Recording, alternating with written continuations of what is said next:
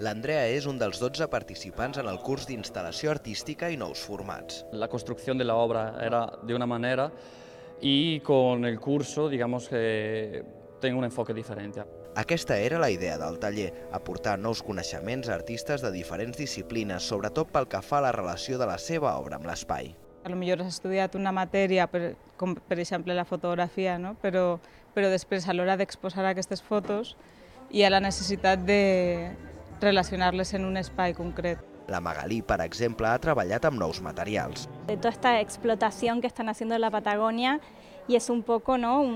Bueno, al final nos van a quedar como árboles de plástico nacidos del petróleo. És la primera exposició de la nova etapa de l'Espai Jove Boca Nord del Carmel. Se n'ha renovat la sala i s'hi ha incorporat una residència per a artistes. També han programat una sèrie de cursos i tallers dels quals es generaran noves exposicions que tindran alhora activitats relacionades. A partir d'aquesta programació portarem noves activitats, retroalimenta aquestes activitats i també donar suport als joves creadors amb l'espai de residències i fer més connexió amb el barri. Per això, bona part d'aquestes activitats les faran en contacte amb escoles i instituts de la zona.